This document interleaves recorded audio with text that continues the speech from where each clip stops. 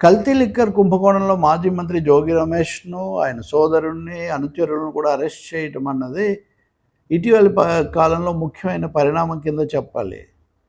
ఆయన మదనపల్లిలో పట్టుబడినటువంటి కల్తీ మద్యం, అక్కడ దాదాపు ఫ్యాక్టరీ ఉందని, దాన్ని తయారు చేస్తున్నారని, అక్కడ పట్టుబడిన జయచంద్రారెడ్డి, జనార్దన్ నాయుడు, ఆ జనార్దన్ నాయుడు కానీ వాళ్ళిద్దరూ తెలుగుదేశం వాళ్ళే అయినప్పటికీ ఆయన పోలీసులకు ఇచ్చిన వాగ్మూలంలో జోగి రమేష్ పేరు చెప్పారని, ఇదంతా ఒక పథకం ప్రకారం సాగిందని ప్రభుత్వము, పోలీసులు ఆరోపిస్తూ ఉన్నారు.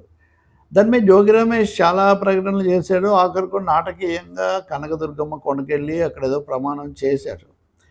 రాజకీయాల్లో అది ప్రచారానికి పనికి రావచ్చు, కానీ చట్టం ముందు ప్రమాణాలు ఎలాగో నిలబడేవి కాదు. పోలీసుల దగ్గర ఉన్న ఆధారాలు సరైనవా కాదా న్యాయస్థానాలు తర్వాత పరిశీలిస్తాయి.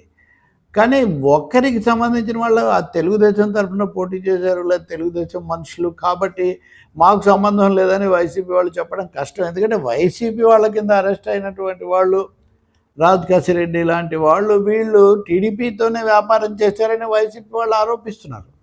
కాబట్టి ఇక్కడ రెండు పార్టీల మధ్యలో కూడా రాజకీయ బేహార్లు, దళారులు, ముఖ్యంగా మద్యం కుంభకోణాలు చేసేవాళ్ళు చాలామంది ఉన్నారు అనే ఇటీవల కాలంలో మన అనుభవం స్పష్టంగా చెప్తుంది.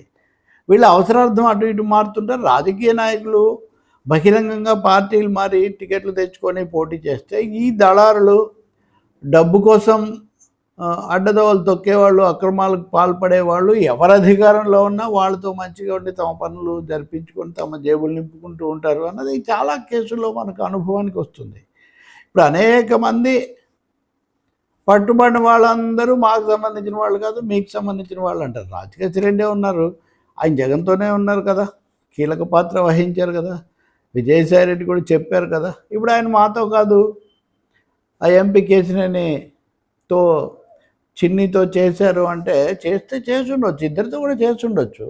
బట్ రాజకీయ నాయకులు నైతిక విలువలు లేకపోతే ఈ ఆర్థిక అక్రమాలకు సంబంధించి ఎవరు వాళ్ళ కితాబులు ఇవ్వలేరు. అందులో మరీ ముఖ్యంగా ఈ మధ్యవర్తులుగా ఉండి అక్రమ లావాదేవీలు చక్కబెట్టే వాళ్ళు దేనికైనా పాల్పడతారని చాలా అనుభవాలు చెప్తున్నాయి. కాబట్టి ఇప్పుడు ఆయన వాంగ్మూలం సరైందా కాదా అనేది ఒకటైతే, ఇప్పుడు చాలా విచిత్రంగా ఈరోజు ఉదయం నుంచి కాశీబుగ్గ తొక్కిసలాట నుంచి దృష్టి మళ్లించడానికి డైవర్షన్కు జోగి రమేష్ను చేస్తున్నారు అన్నది జగన్ దగ్గర నుంచి కింద వరకు ఆ పార్టీ వాళ్ళు చెప్తున్నారు. కానీ అంతకు ముందు నుంచే ఉంది కదా జోగి రమేష్ మీద ఈ విధమైన ఇది ఎప్పుడైనా అరెస్ట్ చేయొచ్చు అన్నమాట. అప్పటికి ఇంకా కాశీబుగ్గ ఘటన జరగనేలేదు కదా.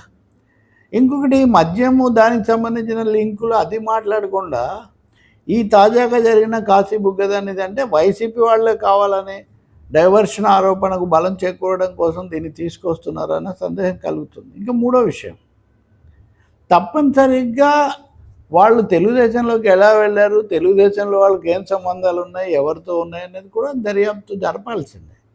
ఎవరు ఏ పార్టీ ఏ అనుబంధం అన్నది కాదు, వాళ్ళు చేసిన అక్రమం, తప్పు, ఖజానాకు ప్రజల ఆరోగ్యానికి కలిగించే నష్టం అనేదాన్ని తప్పకుండా దర్యాప్తు చేయాలి. దాంట్లో ఎవరెవరు ఉంటే వాళ్ళందరికీ కూడా వాళ్ళందరి మీద చర్యలు తీసుకోవాలి, కోర్టులు కూడా శిక్షలు వేయాలి. ఇది ఒక క్రమం. వాళ్ళనంటే వీళ్ళని అనకూడదు, వీళ్ళనంటే వాళ్ళని అనకూడదు.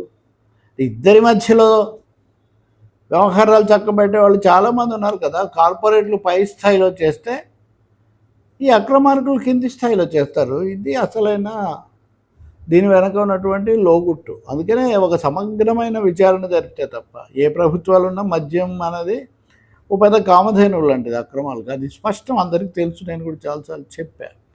జోగి రమేష్ పాత్ర ఎంత, ఆయన కుటుంబము, అనుయాయుల పాత్ర ఎంత, అవన్నీ దర్యాప్తులో తేలాల్సిందే. ప్రమాణాలు చేద్దామని చెప్పడం కానీ, ఇంటి దగ్గరికి వెళ్ళడం కానీ, ఇటువంటివన్నీ చాలా చెప్పారు. ఇప్పుడు ఆయన భార్య కూడా సహజంగా ఖండిస్తారు కదా. ఖండించటము లేదా నిరసించడం వేరు, కానీ అసలు ఏమీ జరగలేదు, గజం మిథ్య పలాయన మిథ్య అంటే మటుకు కుదరదు. చాలానే జరిగింది. చాలామంది వ్యక్తులు, రాజకీయ శక్తులు దీని వెనుక ఉన్నాయనేది స్పష్టమవుతుంది. అది ఇంకా ఏంటి అన్నది సమర్థంగా దర్యాప్తు జరిపినప్పుడే తేలుతుంది. న్యాయస్థానాలు ఈ విషయంలో సరైన ఆదేశాలు ఇచ్చి ఈ దర్యాప్తు అందరికీ, దోషులందరినీ కూడా బయటికి తీసే విధంగా నడవాల్సి ఉంటుంది.